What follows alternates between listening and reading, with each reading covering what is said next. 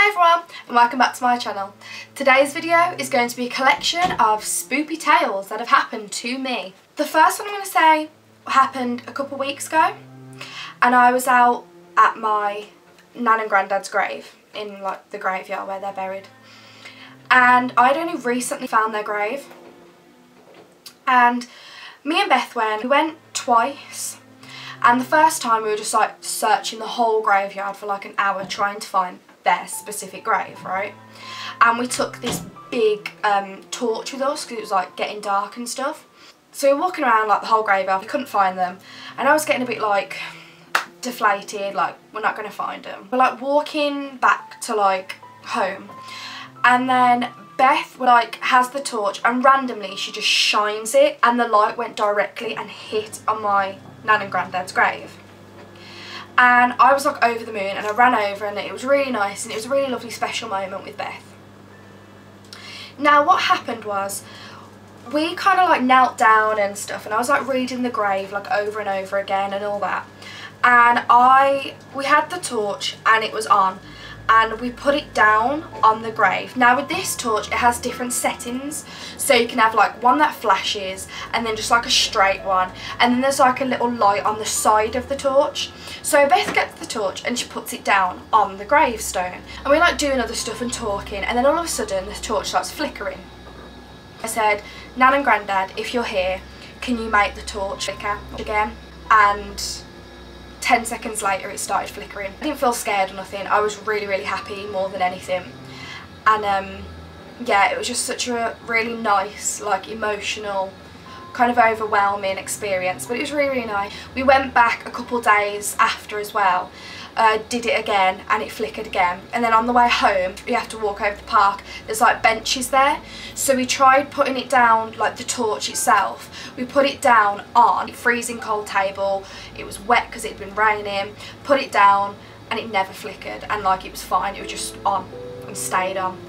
And yeah, I really do believe that that is my nan and granddad, like their way of communicating. So that was a really special moment. The second story, this happened quite a few years ago now, and like I've said in a previous story, my room is set out a hell of a lot differently today than it was a few years back. So before, my bed was down this side of the wall, and it was summertime and it was a Sunday night. Because my room gets so hot in the summer, I had like this mini like silver fan, and you know like the little silver fans, and then they kind of have like a little reflective bit in the middle of the fan, or like a mirror in a way. Well, I was lying in bed one night and it was just me in here, and like my mum and dad were like downstairs. I could not sleep like at all, I was so hot. And then I lay facing this way, right, and then the fan was there, and I was just kind of like looking around thinking about like school tomorrow and all this, and I was like, oh, okay. And then all of a sudden I looked directly into this like mirror part of the fan, and I start to see this sort of figure forming. And I was a bit like, okay. So I was like blinking and then opened my eyes, rubbing my eyes and everything, just thinking, okay, you're overtired, whatever. And then the figure like formed properly, and it was like, it wasn't like a dark figure, it was more like a silvery white, almost like, you know how like guardian angels are portrayed in like films and stuff? It was like that kind of colour, like really silvery white, and there was like no facial features, no like, I couldn't see anything, it was just like a silhouette kind of thing, but a silvery white silhouette. And it was of a woman, I could tell that much, and she was kneeling down by me, and I saw her place her hand right next to me. And I believe that that was Nellie, my great nan, who I never got to meet, who, if you guys saw my creepiest ghost story video, I mentioned her in there. And yeah, I believe it was her, and I do believe she's my guardian angel. So again, that was just a really nice, like overwhelming, emotional little experience, like for myself.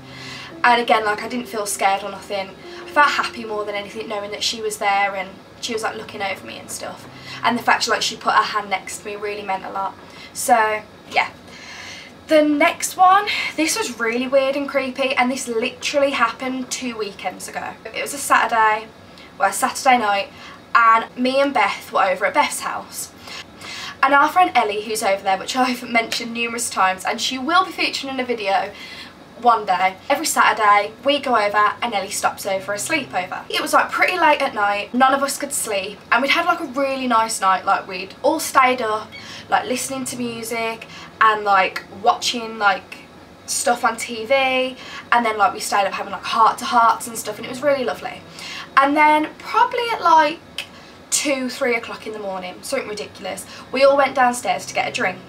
So we went down and we did that, and then like as we were coming back up, in Beth's room, because we sleep in the attic, and like we got it all like done out and stuff like a year or so ago, and it's really, really nice. And oh yeah, if you guys saw the room tour video, that's the room I'm on about right now. So what happened was, I was walking upstairs and we were all in like a single file, and I was first, then it was Ellie, and then it was Beth. I walked up and the main like bedroom light was off, like turned off, and we have like these like kind of like fairy lights, and they were on, so there's like a really nice glow in the room. And I went up, and as I came up the stairs, right, so you go up the stairs and then you turn round the banister and the bed's there like in a little cove bit. No joke, no freaking joke. I walk round and I full on go, oh, Ellie's like, what? And I was like, oh, nothing. I kid you not, guys, seriously. I walk round and I see a naked, bald man, probably in like his late 30s, early 40s, sat cross-legged on the bed. And I couldn't tell whether he was crying or rocking back and forth. And Beth has a little brother called Matthew, and I thought as a joke Matthew had sneaked up, sat on the bed and was trying to scare us, and that's why I went, oh right. And I was like, oh, nothing. And then I sat down and I told Ellie, and she was a bit scared, and she was like, don't tell Beth, because Beth does get really freaked out and stuff, which is completely understandable, especially if it's our own house. And that was so weird and creepy, and honestly guys, it was so realistic. Like, it must have been that realistic for me to, one, actually say something out loud, and two, actually believe that it was like her brother or something.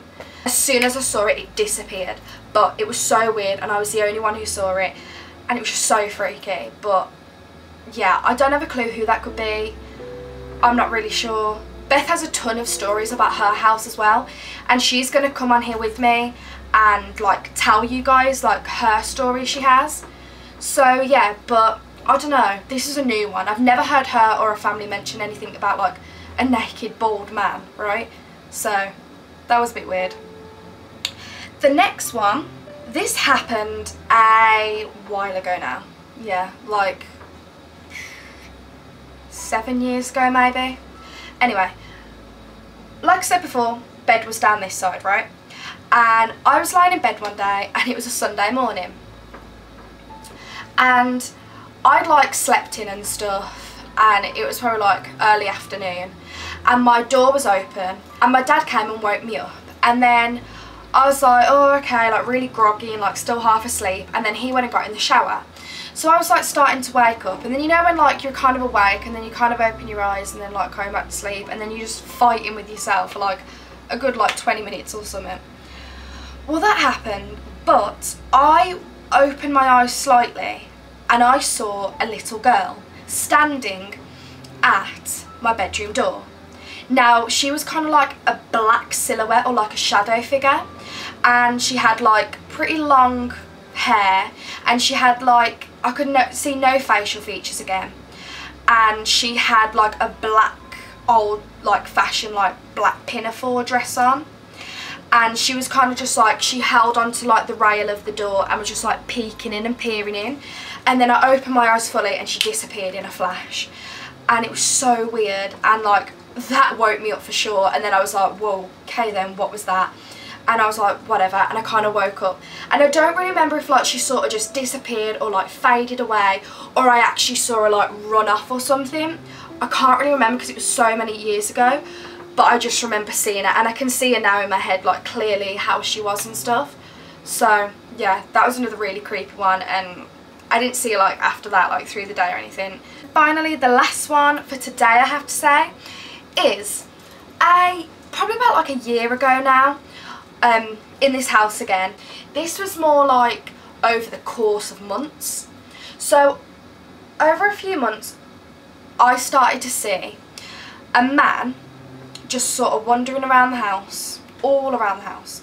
My room, downstairs, the kitchen, the living room, wherever, right? And I started to see this man, and he was like burnt to a crisp, like being in a fire. He looked really old fashioned, like, you know, like an old, like, say like Victorian London time, yeah? And you know, you've got them people who, like, they weren't like homeless and living on the streets, but they weren't really well off either, and they had like the black kind of like workish trousers on, but all like muddied up and dirty because I had them for so long, the worn in shoes, the jacket and whatnot.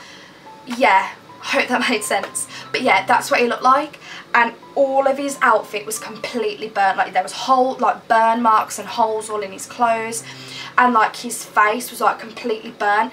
And if any of you have ever seen the film A Haunting in Connecticut, the first one, I think there's a boy in that and he's completely burnt. He kind of looked like that, but he wasn't a boy, he was like a fully grown man.